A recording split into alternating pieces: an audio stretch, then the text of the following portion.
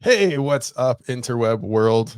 We're not doing a podcast, we're doing a webinar, so it's a little bit different than normal, and I don't exactly know what to say sometimes when we completely mix it up. But welcome to Thursdays with Thaddeus and Evan. We're gonna be talking Cheers, man. marketing, all things. Um, we talked to a bunch of different HVAC owners in the space in the last couple weeks, just asking them, what were some of the wins, what were some of the losses this past summer?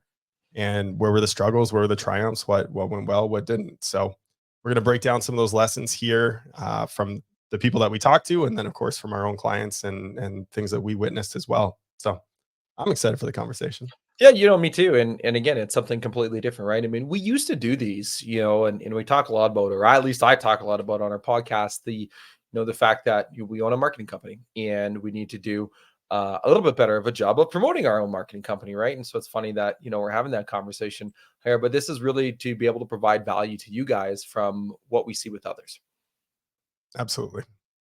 So one of the things that we definitely want to acknowledge is just the the turbulence that was 2023 so far, and especially the summertime.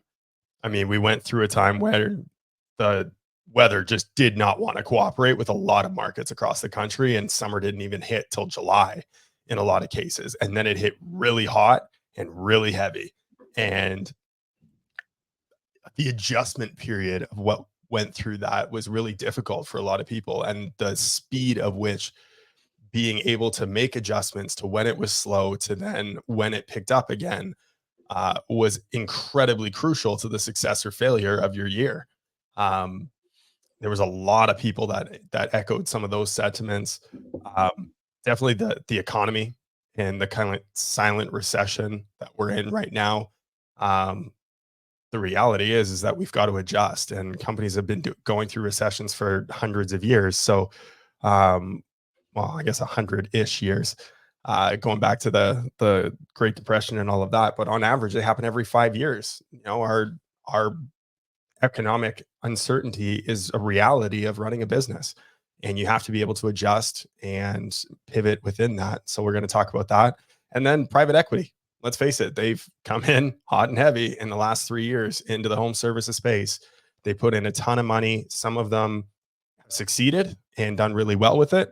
A lot of owners have exited and done really well with it, and a lot of them have struggled too.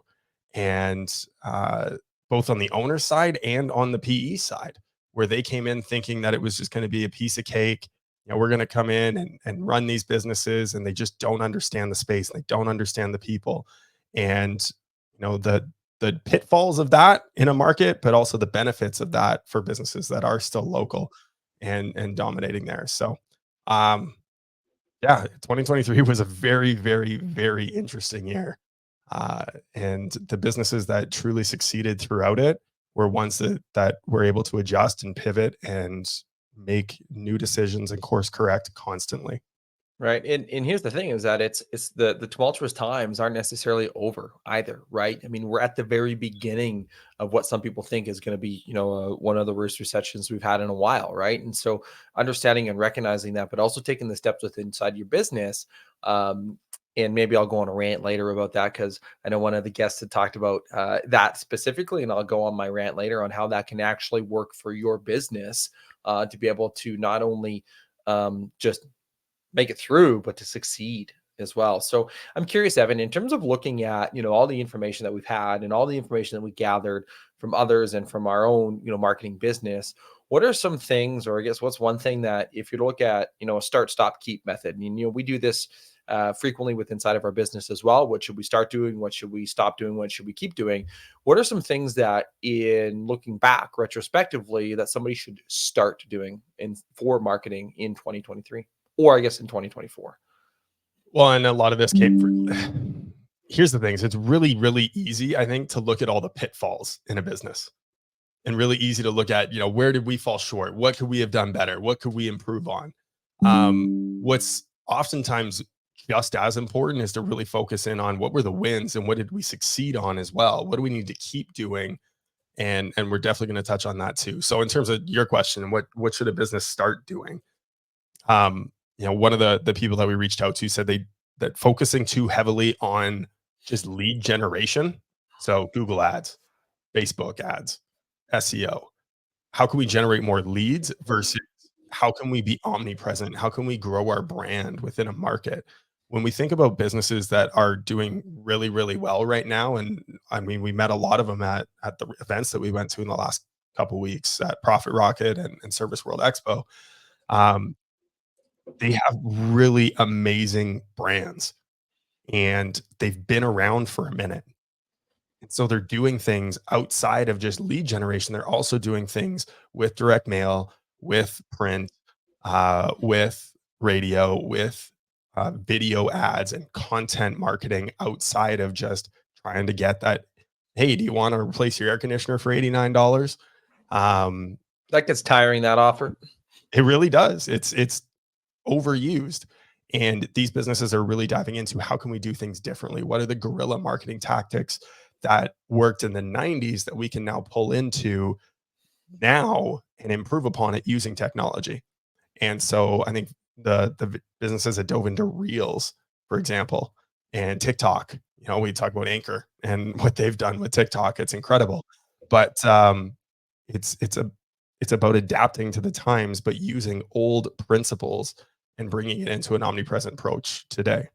Oh, 100%. And you mentioned, the guerrilla marketing tactics from the 90s that worked really well until everybody started doing it, right? And maybe one could argue, well, we're getting to that point with online. I don't think so. But when you look at some of the things that worked really well, for, I guess we could maybe talk about that in the keep part of things, but we're here, so let's talk about it. So, the idea of leveraging something like a direct mail piece, right? People are thinking, okay, well, if I'm only on Facebook, why should I do direct mail? Well, think about this omnipresent approach that you can leverage with inside of your business. If you add in direct mail, and it doesn't have to be widespread across the entire city, you're going to blow your wad in one go. If you're trying to target 500,000 homes in your area or even 20,000 homes in your area, why not target where you're already doing jobs? Right. So you leverage technology, like you mentioned. Now you can say, okay, well, why don't I send a direct mail postcard to the neighbors around, depending on when your scheduling is. I mean, if some people are booking, a week out, sometimes they're like same day or next day. Maybe this beginning part might not necessarily work just for timing, but you send out a card that you're not selling anything. Hey, you know what? We're doing a job in your area. If you happen to notice, a truck parked wrong or some garbage or whatever, just come let us know. We'll happily take care of it, move it for you. Right after the job, you send another one saying, "Hey, we just helped out your neighbor with XYZ product. Do you want to get the same thing? Hey, here's a low cost offer," right? But Yep. then you also take one step further and you get those machines that handwrite notes and you send that to your client base, right? Now you're not going across an entire city, you're going into owning your backyard. There you go. Do we Mhm. give a plug to our friends? Oh, dope marketing, 100%. Yeah, dope marketing. You can get that. If you want us to go through us, let us know. We can hook you up. Better deal than what he Yeah, charges. So, that's a yeah. service that Dope Marketing offers, and it integrates Yes. directly into your field management software to be able to target your exact neighborhoods that you're working in, which I love. Yep. Um, Chirp also, it integrates really well with dope marketing. Absolutely, it does. Another one that we got from a start perspective was being able to adjust quickly as revenues fluctuated, right? So throughout the year, you're going to get those influxes of revenue because of weather, right? In Canada, it drips down below 40 degrees. Well, shit, you're going to get a whole lot of calls and you're not going to have to work very hard for them. Right. Mhm. And when it's 100 degrees in Texas, you're not going to have to work very hard for those calls. They're going to come. So, how is it that you can adjust your marketing budgets consistently to be able to match what it is that you're getting in terms of call volume? And you don't want huge fluctuations in that, but you do want to be able to make adjustments and lower the call volume when you don't need it, or at least lower not lower the call volume, lower in the ad spend where it's needed and be able to adjust appropriately. So instead of necessarily putting out an ad to try and generate a call, maybe you put out an ad to increase your brand awareness, right? So now you can adjust appropriately based on the time of year and know that you can still gain market share even when it is that your phones are ringing off the hook. I like that. And then when you do get those calls, another thing you can start is call by call. Mm. And we've had a few guests on our podcast talking about call by call management and how it's really impacted their business. And when you can get down into this granular level, or I mean, you even take it to the next level of using AI technology like CXC in what Amanda Triolo and crew are working on. Now you can actually leverage the technology to be able to adequately serve the customer better. Now, you notice I didn't say take advantage of the customer, right? Adequately serve the customer better. Especially, I think the call by call really comes into play when you have selling techs. You know Mhm. that oftentimes the technicians didn't really get into fixing HVAC to sell HVAC, right? They got into it to be able to help. Now, if you can take part of that sales pressure off of those call by calls and the selling techs, now you can actually leverage what's best for the customer. And when you do that, guess what? Business is better as a result. Right. Which again comes back to your culture, and we've talked about that numerous times too. And do you have the right culture in your business to want to help people first, or is it just to try and sell and make the most amount of money? So, Mhm. um, And there are some companies that I just want to work for everybody in my city once. No, don't be that don't be that company. yep, it exists. Mhm. What are your thoughts on the operational side of things and how that ties into marketing and being able to best handle all the leads that you do get? Oh man, where do we even begin? Look, as the ops guy in our business, this is something that's near and dear to me. But when you look at making sure that the operations can keep up with it, right? If you're marketing company, like you need to dial it in. You need to dial in your process. And who was it? I saw somebody's post. Stephanie Gordon. She made a post about calling like a company and the amount of over communication that was all over the map, right? But then also you calling other companies and you never hear back from them, they don't answer their phone. So if you're paying for marketing and you're doing marketing and you want to grow your business, you need to have your operational house in order. So what do I mean by that? Well, if your marketing company sends you 100 leads, marketed leads, and you can't answer the phone for 30% of those, well, now those 30%, they are in a pain. They're in a need most times. They're going to move on to somebody else. Now you've missed those 30 people. And then if you don't have any good processes in place to get that person on the board, to be able to get that job booked, to be able to get them and service their pain and their frustration right away, they're gone. Right. And so making sure that you have the ability to be able to take that marketed lead and turn them into a customer. And then from there, obviously, you send them into raving fan about your business by the way of your delivery and how you do those sorts of things. So, and look, there's many other spaces out there that can help you get your organizational house in order. But if you have a team, here's one thing you should also start doing: secret shop them, or have a friend secret shop them. Oh, so what do I mean by that? Well, call your business. Act like a customer. Disguise your phone number if you need to. If you have the call display, and see what the process is like. See what it's like all the way through from start to finish. And now you're going to be able to secret shop that. And when you have that ability, now you can kind of see, okay, where might my holes be on an operational capacity from a customer's point of view. And when you start putting in the customer experience and the customer's point of view into your business, guess what's going to happen for it? People are going to want to continue to do business with you. They're going to want to refer their friends to you because you've put them at the forefront. No, 100%. Yeah. It's well, even Victor put out a post when he was calling people around the reality TV show that he was trying to do, where he is doing, Mhm. not trying to do, he is doing. Um, Over half of the businesses that he called on didn't answer their phone. Right. And so when that's the case, it's like, well, guess what? He's got a lot of opportunities there to do a reality TV show and turn those businesses around. That's the low hanging fruit, is just Right. picking up the phone and then answering it with a smile on your face. Right. Yep. We did plenty of shows this year talking about that exact thing and proper CSR management. Yeah, we can secret shop. We can also listen to the calls and see how our people are doing. The thing I do love about the secret shopping component of it is the ability to really grill them in a certain way to see how they respond to it.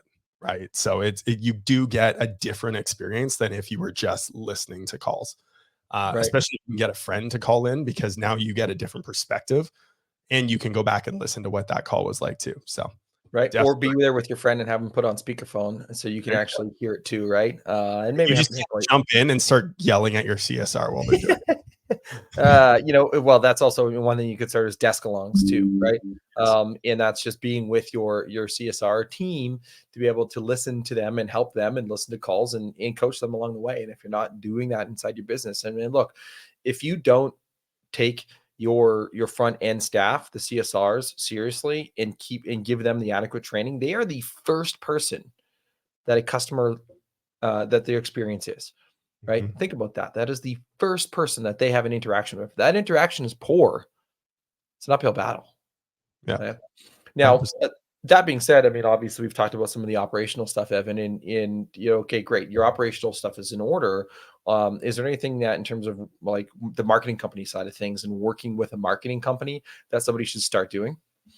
Absolutely, and this kind of goes hand in hand with what we talked about around, managing revenues and managing expectations around the fluctuations of the year, but taking the time to have strategy calls with your marketing company. This was something that someone we reached out to spoke about, and how they wish that they got more of that from their marketing partner. Um, to be able to take the time, at least on a quarterly basis, to not just look at numbers and, okay, here's where you're ranking and here's what your reports say and here's what your Google Analytics say, but to go deeper into, okay, well, what's our next 3 months really look like? Right? Taking at least half an hour to 45 minutes to plan that out.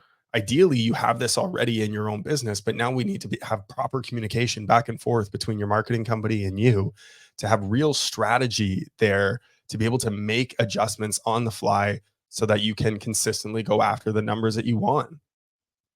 But you got to take Mm, the time to do it. And I know, believe me, I know how hard that is when it's fucking busy. mhm. It's really difficult. And that is the most important time. One of the most frustrating conversations I had in the spring was, it was with one of our clients, and they said, call volume's low right now. We're done all of our outbounding. And this is like late spring. So it should have already heated up, but it wasn't hot out yet. And they're like, we're just trying to maximize every call that we can get right now. And I turned the mirror around on them and I said, why aren't we doing this all year round? Why aren't we trying to maximize every call all year round? Every one of them is an opportunity for us to wow a customer and make a customer for life. Why are we just letting that go because it feels like it's going to be a zero ticket, or it feels like it's going to be a low ticket? We just got to get to the next call and get to the next call and get to the next call. We need to make sure that we maximize every single opportunity that we have, because it is a potential sale at some point down the road. No, 100%. And by the way, on purpose media, guess what we do? Strategy sessions just like that. So, in case you're wondering, got to plug Quarterly. that in there. Got to plug that in there. Come on. Shameless plug, shameless plug. So, is there anything else that you think that, in terms of the conversations that you've had and with individuals and in our business, that you think a person should start doing? And hey, look, I'm pretty sure we could probably talk for an hour on things that should start doing, but there's some other things that we could probably talk about too. That's what I was just looking at, was the timing, and I know there's some important things on the stop side of things that we need to talk about too, All and right. and then focusing on what it is that some guys were doing really, really well, and making sure that we share those lessons too. So I think we're good to Perfect. start doing. Cool. Well, let's talk about some of those things that somebody should stop doing, right? And look, I think this exercise, by the way, the start, stop, keep, is something that somebody should put into their business all the time. Not just from what we're talking about here, but looking at your entirety of your business to say, okay, what should I start doing? What should I stop doing? What should I keep doing? But also getting your team involved in some of this as well, because they're going to see things that you may not have seen or may not be paying attention to anymore, that just aren't relevant for the stop or even the start. They're going to come up with some ideas, right? And so having your team bought in also creates that culture from it as well. So what's your top stop that you think people should learn from 2023, Evan? Not tracking costs daily, especially Mm, when you are running a bigger business, right? Eight right. figures, you're spending a good amount of money, right? If you're at 8 figures and you're spending 10%, you're spending at least $1 million a year on marketing, $1.2 million a year on marketing. If you're not tracking where that money is going and you're not making every dollar work for you, it's very easy to just let some slip through the cracks. And in this one case, they ended up overspending by $40,000 in a day, Hmm. right? Tracking your costs daily. What are those daily metrics that you need to look at as an owner every single day? What are the weekly metrics? What are the monthly metrics? What is the annual metrics? Having those numbers in front of you constantly. I know for some guys, they like to get it in a text message. For some, it's the data cube dashboards being up on the wall all over the office. But you need something that is letting you know where you're at. What is the pulse of your business? If you're not inspecting what you're expecting, then you're probably not going to get it. So you need to know where it is that you're at. 100%. And that's the thing is like but also in those KPIs, and look, there's different KPIs for different sizes of business. We've had plenty of guests on the podcast that have talked about that. But I think one important one is also looking and having conversations with your marketing agency to know what KPIs they're expected to hit for you, right? Do you know, sitting down, if you're running Google Ads, for example, do you know what the KPIs that they're trying to hit are? Do you know what their click-through rate they're trying to hit? Do you know what their conversion rate is that they're trying to hit? Do you know what their cost per lead is that they're trying to hit? And when you have this deep communication level on those sorts of things, now there's transparency inside of the results that they're trying to get for you. By the way, those are leading indicators, right? Obviously, a click-through rate and a conversion rate and a cost per lead don't necessarily mean book jobs on the board. You really need to look at, okay, what's your cost per acquisition? What are you actually spending to acquire one client from one source? There's some great things out there. Searchlight's one of those companies that has that transparency and that data. So I'm not saying that those are the end all be all, but they're leading indicators to that. But then that's that one step further is what's your cost per acquisition? And that's going to give you a true source to understand, okay, is my marketing company holding up their end of the bargain based off of the KPIs that they want, based off of the KPIs that they're looking for, right? And also the KPIs that I'm looking for and that I want. And if you're unsure of the KPIs, again, have those conversations with individuals. Ask what those KPIs should be, because different marketing companies are probably going to have different KPIs and they're going to get you different results at the end of the day. By it away in a large, a cost per acquisition, by the way, for Google Ads, roughly give or take, depending on market nuances, can be anywhere from 150 to 225 at the very high end, $250 to acquire one Google Ads client, right?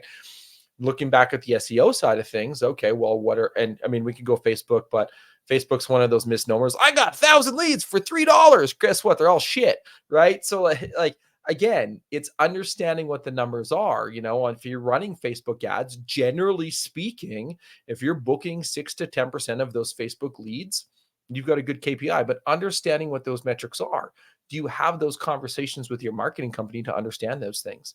When it comes to SEO, are they having conversations about, where are your rankings? If you have 1,000 rankings in your area, keywords that are showing up, well, okay, well, what are my impact ones? What are you trying to go for in terms of an impact, by the way, is like AC repair near me, and a non-impact one is like a blog post that's like, targeting all of the USA, and you get traffic into your website. And sometimes traffic for traffic's sake isn't a good strategy, but sometimes traffic for traffic's sake is a good strategy if it's the right traffic to be able to send signals to Google.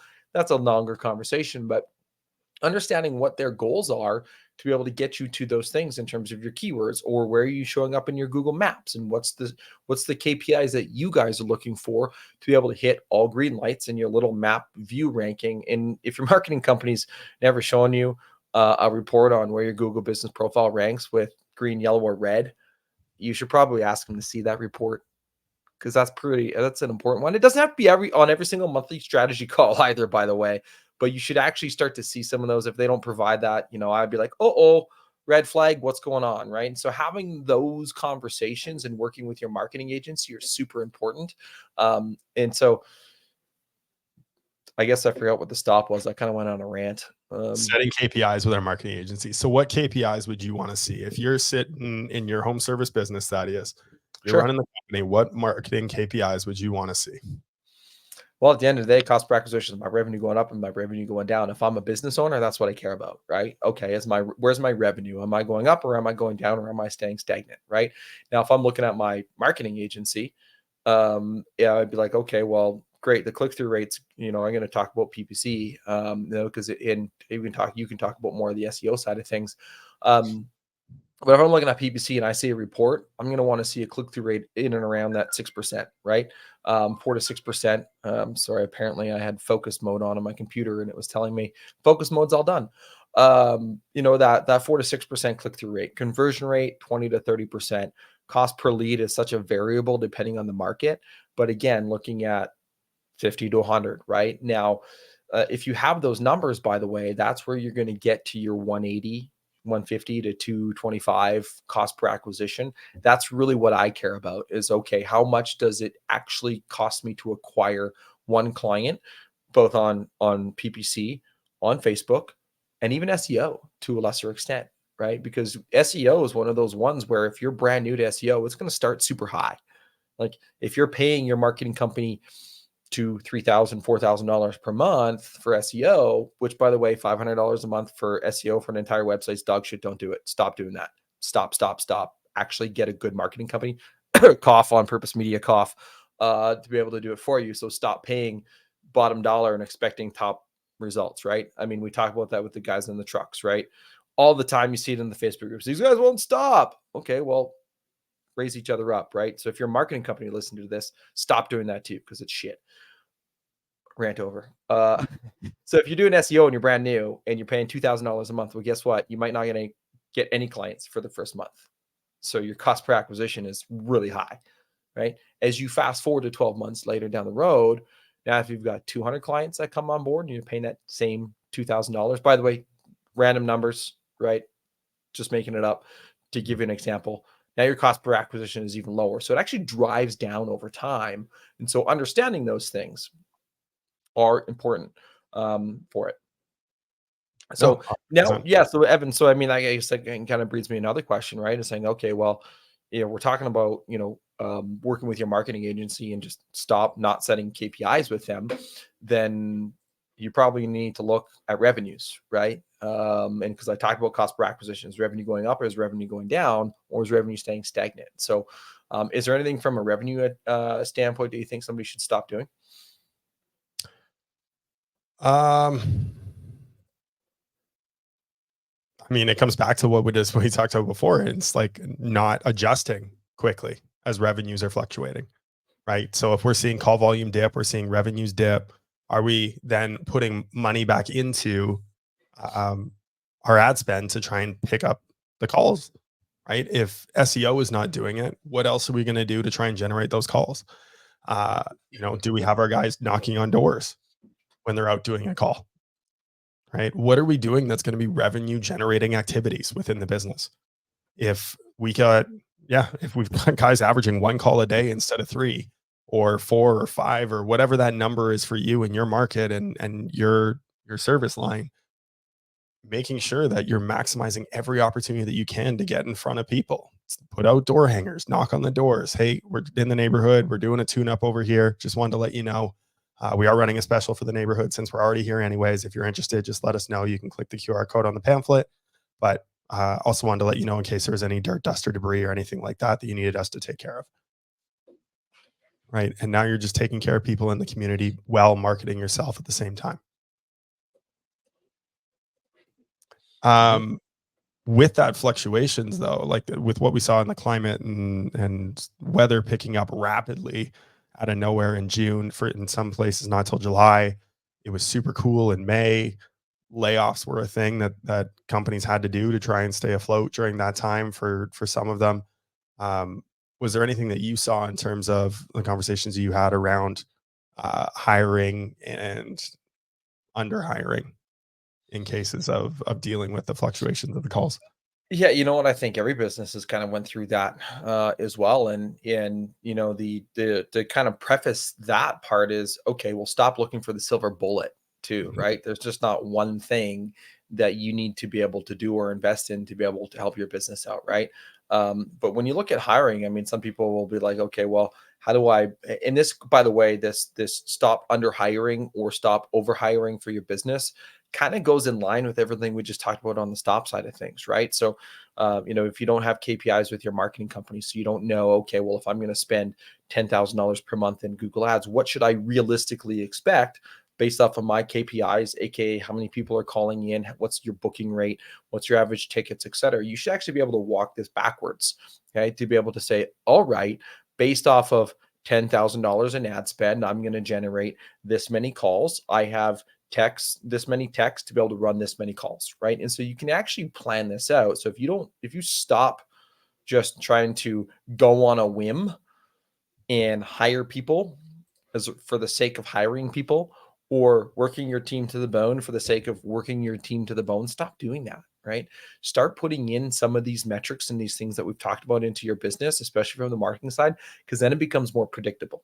When you Yeah. can get more predictable, now you can get predictable behind your hiring. Um, the other part is sometimes people will rush to hire the wrong person. Believe me, been there, done that, right? And not just on purpose media, but like other businesses that I've hired too. I've hired the wrong people, and you know what? Even great companies that have great hiring processes and like phenomenal through the roof will still get it wrong 30% of the time, right? They're only going to get it right 70% of the time on average, right? And if you have shitty hiring principles and shitty hiring processes, well, guess what? You're going to get it wrong a lot more than you're going to get it right, right? But taking that time, the adage is hire slow, fire fast. If you hire fast, fire slow, stop doing that. It's going to hurt your business a lot, Mhm. right? And I think it even comes down to the idea of just using the term hiring in general. When is it you're hiring? Hiring is a passive activity. It's putting out an ad on Indeed, asking if somebody wants to apply, taking in the applications, interviewing them, and hiring someone from that. Mhm. The idea of recruiting never stops. You're always recruiting. You're always looking for great people to add to your team. Whether that's a technician, a CSR, a manager, a dispatcher, it doesn't matter. You're always looking for great people. A janitor, like Thaddeus is, right? We That's need great we have a people, virtual office, and that's actually how my name is on our virtual office. Is my nameplate is janitor. right? But it's that idea of we are always looking for great people. And now, from a marketing perspective, how can we utilize different platforms to communicate to different people to tell them about how great our company is, not just to try and make a sale, but also to try and draw people in? I know Tommy Mello's got some great ideas on this in his book, which he was just on the show a couple weeks ago. So go check out his book, Elevate. It's absolutely fantastic. And he's got some great strategies in there where you can utilize your team to help you recruit top people, because top people know more top people. And it's a great way to bring more people into your organization. So go check out his book. He's got some great tips in there. Um, you're welcome, Tommy. Um,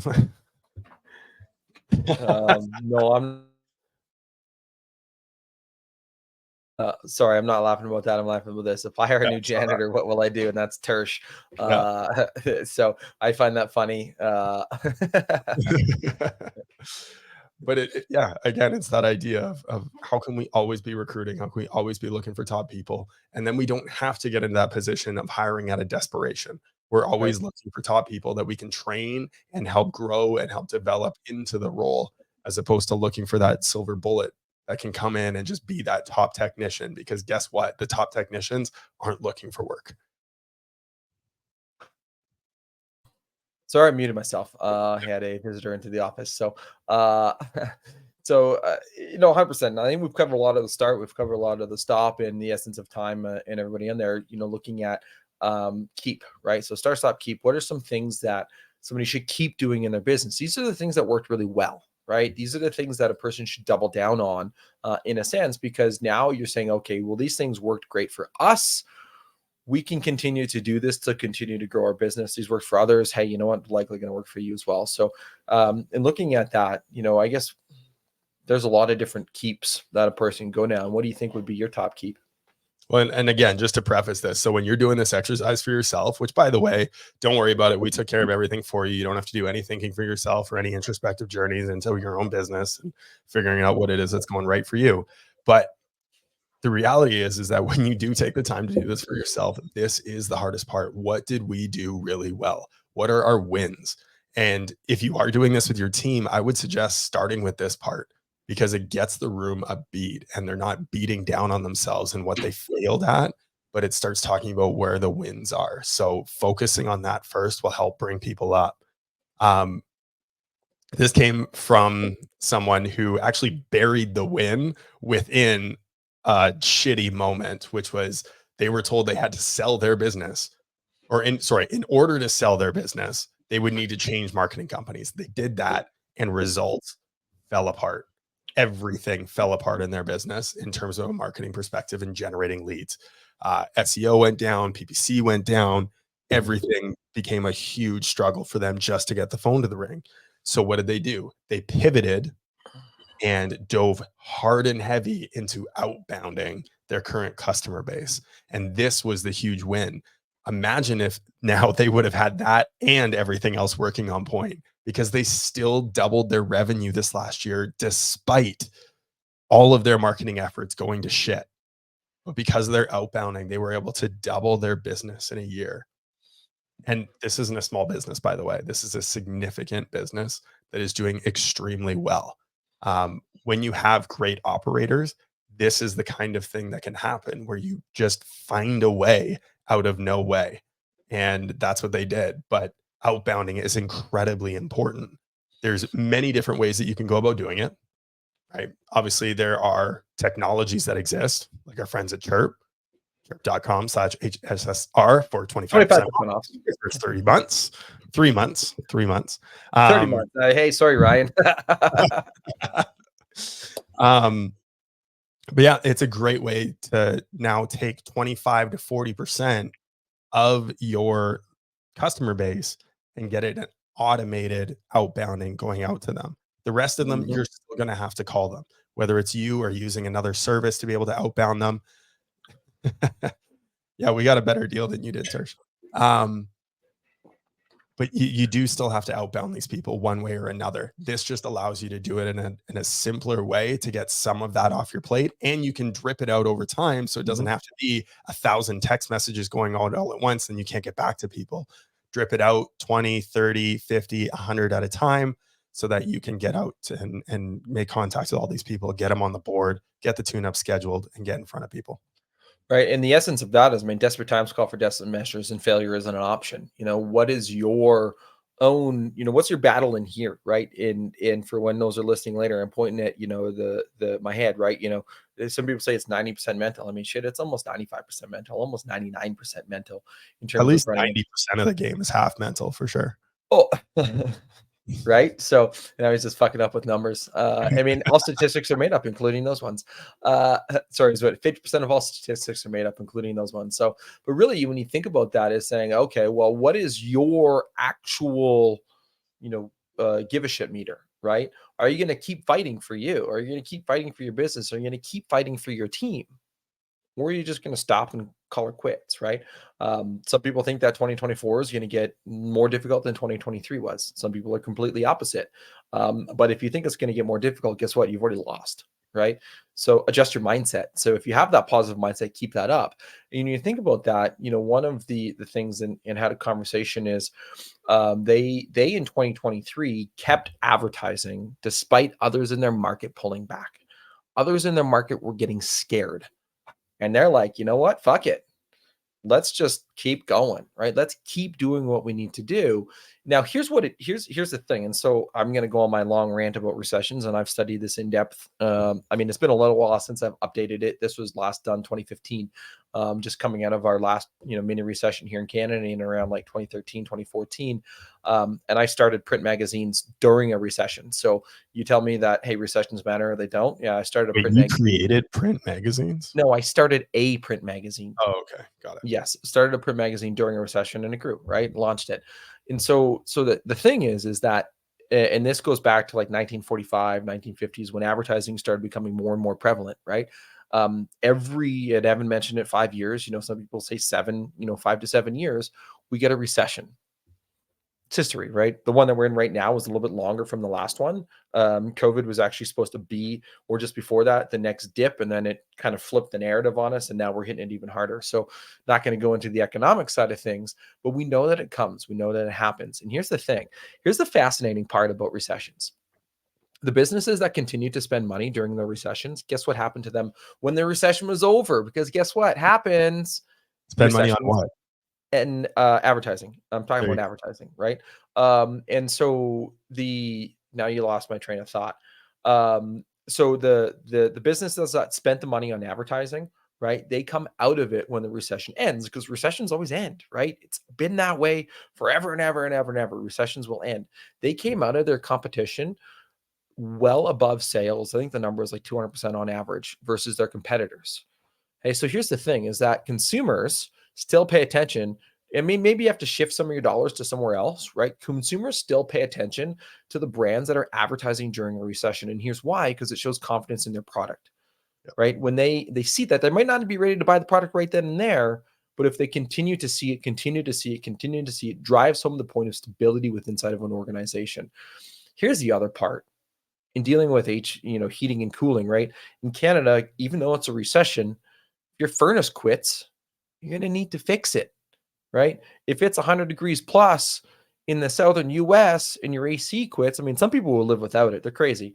But they're going to need to fix it, right? So people are now the transition happens of moving away from the install focused advertising to more of the repair focused advertising, right? We've been in an install economy for the last couple of years. People are at home, they're getting uncomfortable, they're replacing their units. Now, okay, they're a little bit worried, they're maybe not doing that nearly as much. So they're going to actually go to repairs, right? So shifting your marketing strategy and keep your advertising going, just shift it to where it matters and where the priorities are, because that's what's going to matter for you in 2024. That's my rant. Well, and if you look at that and let's say you take a different approach, right? Let's put out some marketing that's going to address the fact that, hey, maybe people are struggling right now. Maybe it's because of the increased pricing of food and gas and everything else. Prices are skyrocketing. Actually did the conversion on gas in California to Canadian dollars, and it worked out to be like $2.20 a liter Canadian. Oh, And it that's was, yeah, but I yeah, thought our gas was expensive. Jeez. I know, right? Yeah. Um, That's even more expensive than BC, and BC is crazy. yeah. Um, but it's now how can we pivot and utilize that messaging to show compassion and empathy for their situation and give them an offer that makes sense? You know, Billy Stevens put out a post a while ago, just in the Facebook groups, talking about eliminating dispatch fees. Why are we putting a barrier in between us and the customer? Let's get out to see them, to service them, to do what our technicians were absolutely love to do, and in some cases were born to do, which was fix shit and help people. Let's eliminate that barrier and get out to them as fast as we can and service people, Mm-hmm. right? If we can and create an offer that makes sense for the market and for the environment, that's where you're going to win today and in the long term. Well, you mentioned keep empathy. It's super important. And again, these are some lessons that we've had from individuals on our podcast that have talked a lot about keeping empathy on the front end. When somebody calls, remember, keep doing this. Keep showing compassion for their situation.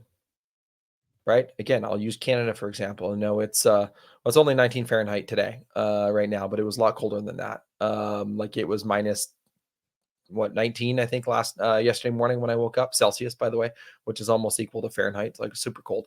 Uh, if somebody calls and the furnace is broken, show compassion, show empathy, keep doing those sorts of things because they're in pain. Remember that they are in pain. So you That's want right. to treat them accordingly. 100%. Mm-hmm. And then there's the flip side of it. You know, the conversations that we had with all the gentlemen that were at Profit Rocket from Any Hour and their group in Utah.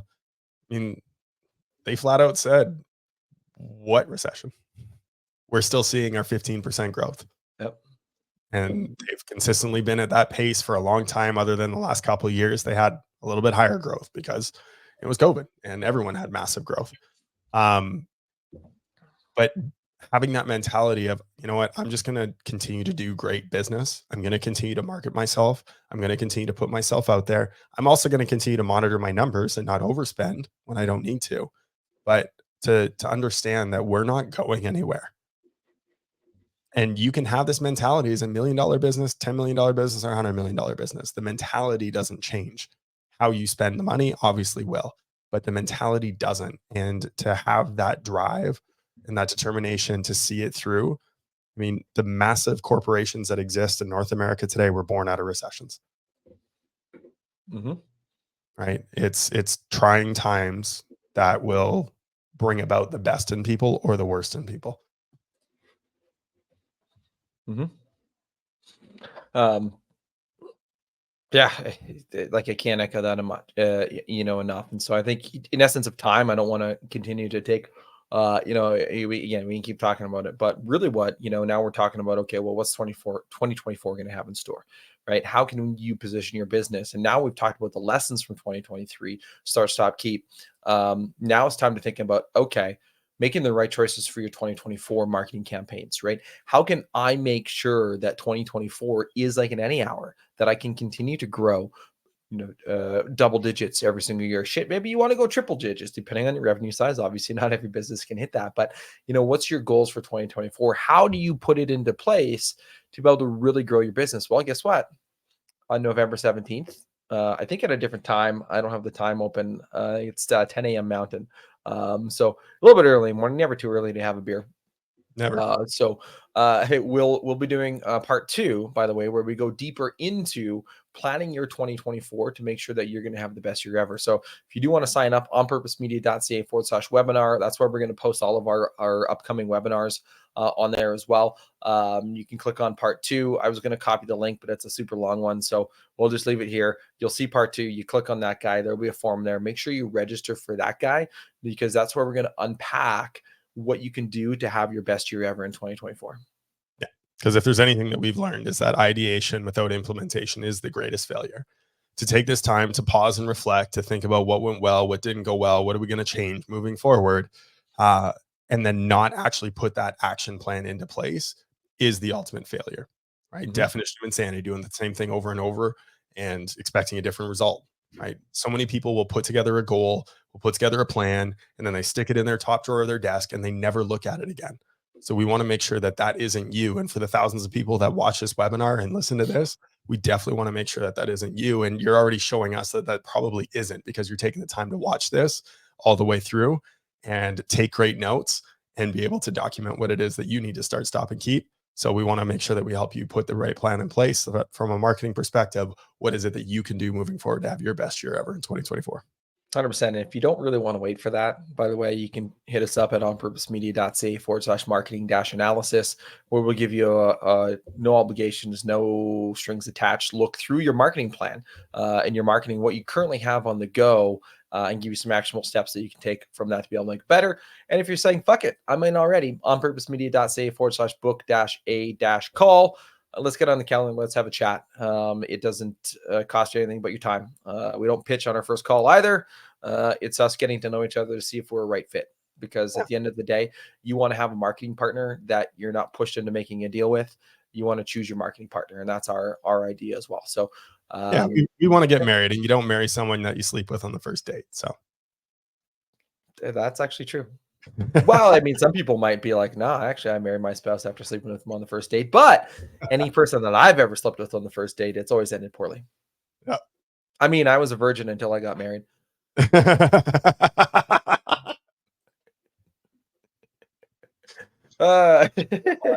Of course, it wouldn't be an episode without with us if we didn't say something that was borderline offside. So there we go. Absolutely. Yeah. All right. Perfect. Well, there's no This will fancy be, video this see time, you next so I Wednesday. guess this is the awkward ending of our webinar, because we should probably create something that has a little bit more flow to it. So hey, there we go. For next time. Yeah, go ahead and sign up for the webinar. And if you're interested in getting on a call, follow that link to book a call. And we'd love to have a chat with you and pick apart your marketing and let you know whether your marketing company, what they should start doing, stop doing, or keep doing. And potentially, if you need to make a change, we'll make that recommendation too. Perfect. And until next Cheers. time, cheers.